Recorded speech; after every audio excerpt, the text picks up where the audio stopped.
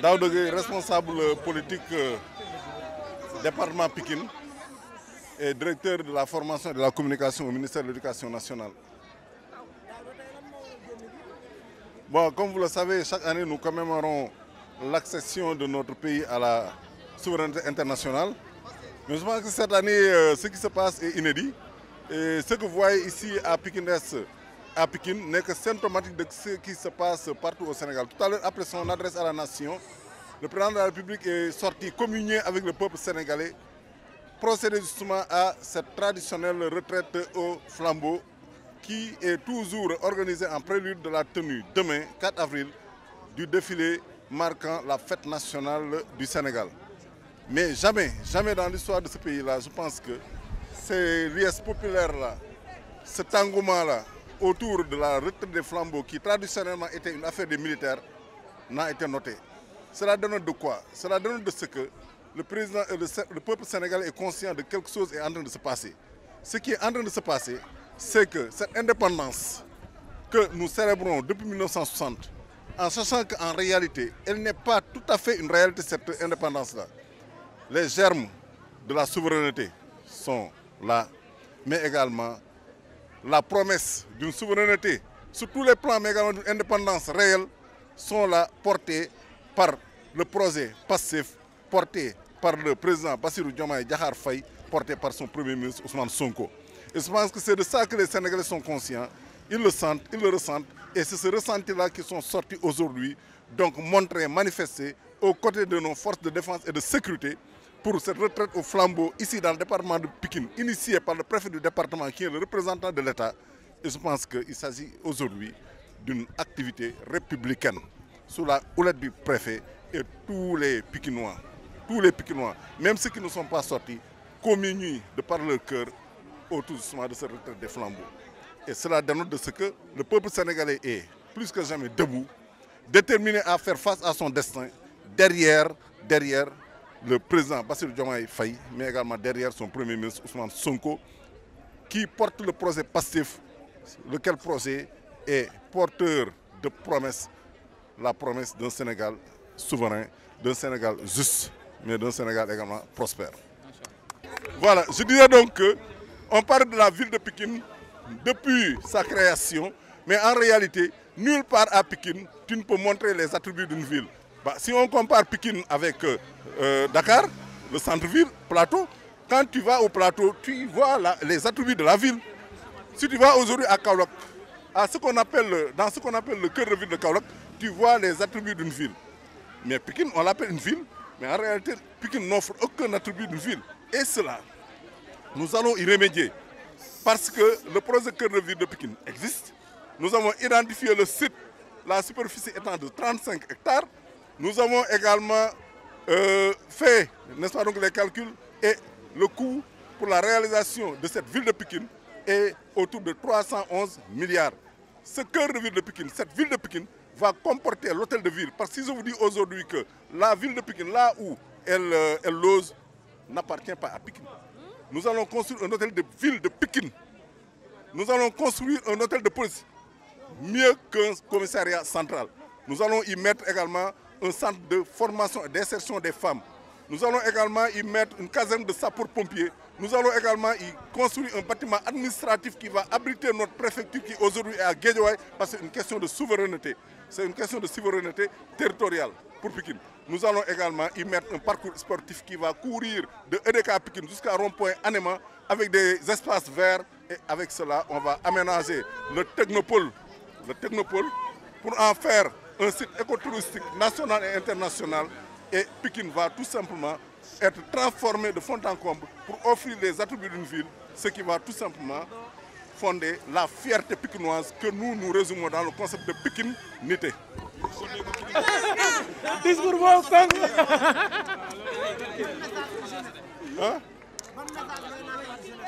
Jeunesse sous Pikine, nous avons fait un lourd tribut dans cette résistance-là, dans cette révolution-là. Fille Pikine, bakkan fi rot gis nga fii am na ay jamono bi ñëpp dawee làkkatu jeunesse Pikine dañoo ñëw taxaw fii di fi def ay veillée boobu fii nii yëpp ay gendarme en civil lañ ay policiers en civil ak ay RG ñu taxaw braver loolu porter la résistance Pikine nekk ci kanam ba fukki doomam ak juróom ñàkk ci seen bakkan mënuma la wax ñaata ñoom ñoo ci dem kaso moo tax nag espoir boobu ñu amoon tey loolu la ñuy doxal tey ba nga xamante ni ñu koy waxee rek li ñëpp bokk ñëpp dinañ ci jot li dëngoon danañ ko jubbanti te nag ñun commencé guñu gouverner quoi parce que 1 an lañ fi def te li ñu waxoon moom mooy il faut ñu def ay réformes ci wàllu yoon président Bassirou Diomaye Faye mi ngi koy wax sànq daanaka yem na ay réformes ci wàllu suuf si nga xamante ni ñi nga xamante ni ñoom Farba Ngom ak ñooñu ak ñi mel ne ñoom boof ci suuf si ba Sénégal da ngay dem ba am 25 ans yow sa xel du nekk sax am terrain waxuma la ak di tabax loolu jeex ñu def ay réformes foncières ba ñu même seen suuf ñu aaral leen ko ñu jëriñoo seen suuf réforme yooyu nag buñ ko defee ba pare ci la ñuy teg le cadre de gouvernance bi nga xamante ni ci lañ mën a dérouler li nga xamante ni moom mooy référentiel Sénégal 2050 biir référentiel Sénégal 2050 boobu ñun ñu am ci référentiel Pikine 2050 référentiel Pikine 2050 boobu noonu ni jeunesse pikinoise bi porté woon la révolution noonu lañ koy porté ba nga xamante li fi daan am dootu fi amati dañuy taxaw surveiller dañuy taxaw bokk ci ñuy doxal ba nga xamante ni Pikine ñu ngi wax ville la mais gisoo fenn Pikine fenn fooy taxaw mu jox lay attribut d'une ville ñun nag ville boobu dina am identifié nañ fan la 35 hectares lañ imagine nañ coût bi 311 milliards la fay am nag xam ngeen ko hôtel de ville bu ne yaaññi la fay am xam ngeen ko hôtel de police bu ne yaaññi la fay am xam ngeen ko caserne sapeur pompier la fay am xam nga lan la fay am mooy salle de spectacle bu xaw a mel ne grand théâtre la fay am moom mooy centre de formation et d'insertion des femmes la fay am moom mooy li nga xamante ni mooy tous les services départementaux de l'État muy trésor di domaine lépp fa lay nekk banques yi fa la ñuy nekk services yi fa la ñuy nekk li nga xam mooy SDE fa la ñuy am siège li nga xamante mooy Sénégal fa la ñuy am siège ba nga xamante boo fa taxawee dina mel ne Dakar Plateau nga taxaw ñu mën a wax ne Pikine ville la loolu mooy li nga xam mooy référentiel Pikine 2050 boo xamante ni mi ngi dugg ci biir référentiel Sénégal 2050 looloo taxoon ñuy xeex bi nag jeexagul dañ koy wéyal ci yeneen anam mooy taxaw jëf ba nga xamante loolu dinañ ko nekkal.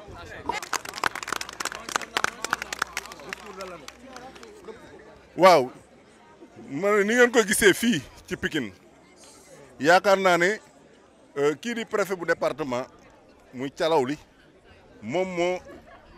am xalaat bii nii waxtaan ci ak waa Pikine yëpp muy loo xamante ni du benn parti moom moo ko yanu waaye askanu Sénégal la ndax itam nag li nga xamante ni moom lañ dëgmal suba moom mooy feete li nga xamante ni moom mooy sunum réew ba mu moomee boppam boobaak léegi am juróom benn fukki at ak juróom waaye li ci bees sa ñëpp teg seen bët mooy li ngeen gis fii nii ci Pikine te moom ngeen di gis fépp Sénégal xam naa ne après ci réseaux sociaux yi ku nekk dana dugal tëmbal ay image am ngeen gis partout li nga xam mooy retraite au flambeau nga xam tradition militaire la nga xam militaires yi ñoom ñoo daan ko def bu ñu nee suba la 4 avril waaye ren yaakaar naa ne militaires yi askan wi dañoo génn ànd ceeg ñoom ndax itam nag force de défense et de sécurité yi muy gendarmerie muy police muy militaire ay républicain lañ xanaa kay kulunaa bi fi nekkoon moom moo leen jël di leen jox ay ordres yoo xamante ni c'est des ordres qui sont illégaux retourner leen contre le peuple mais yaakaar naa ne tey réconciliation bi nit ñi doon wax feeñ na tey force de l'ordre yi nga xam ne dañu bëggoon jël leen def leen suñu ay ennemis tey ñu ànd ak ñoom ci retraite au flambeau bi nii sous la houlette du président Bassirou Diomaye Faye et de son premier ministre Ousmane Sonko yaakaar naa ne tey lépp leer na askanu Sénégal benn lañ kenn mënuñoo xaajale ku ñu nar a xaajale dañ lay sepp nga dem Maroc léegi nag ñiy gërëm préfet bu département bu Pikine muy Amdi Mbeng ndaxte lii xalaatam la mu woo ci képp koo xamante ni ñu tuddee force vive la ci Pikine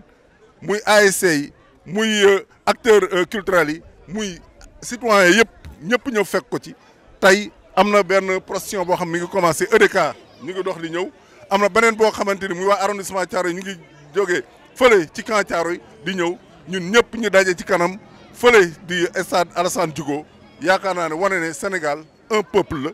un but une foi cette fois nag muy gëm-gëm bi ñu am mooy le projet révolutionnaire bi nga xamante ni ki ko porté moom mooy le président Ousmane Sonko ki koy doxal tey nekk kii di président Bassirou Diomaye Diakhar Faye ak tout le Pastef ak tout le peuple sénégalais nga xam dañoo taxaw xeex ko fay ko ci deret fay ko suñu liberté fay ko suñu alal fay ko suñu kër yu tas mu jaral ñu ko yaakaar boobu noonu tey cette fois là moom la ñu doxal tey te yaakaar naa ne dinañ topp seen ginnaaw ànd ak ñoom ba am Sénégal boo xamante ni bu moom boppam lay mu doon Sénégal boo xamante ni bu naat lay doon mais Sénégal la boo xamante ni lépp dafay tege ci jubal ak jubbanti ak juboo diggante ñun ak force de sécurité yi képp ku ñu nar a xaajale ñu génnee la seppi la nga dem Maroc.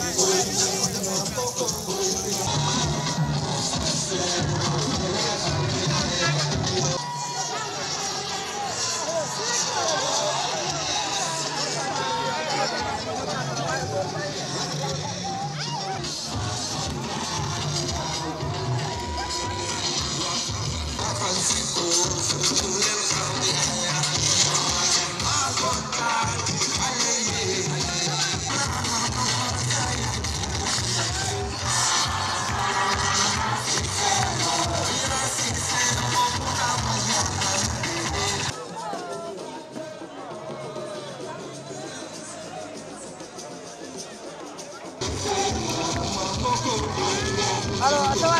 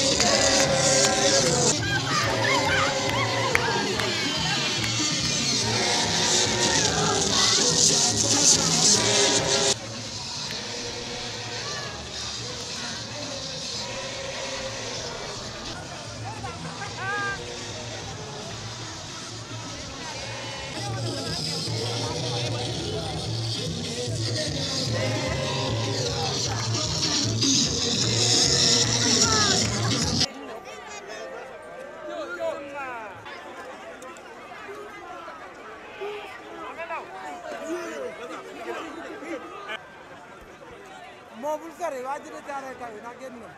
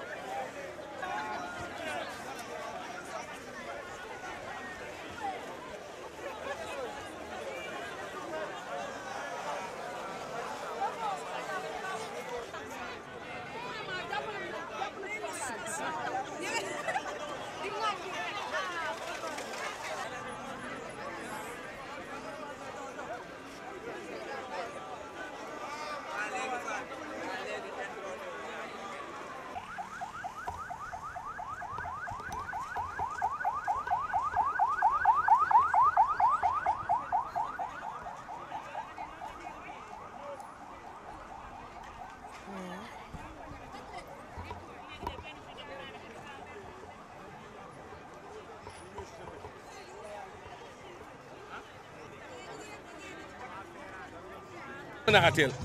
bàyyi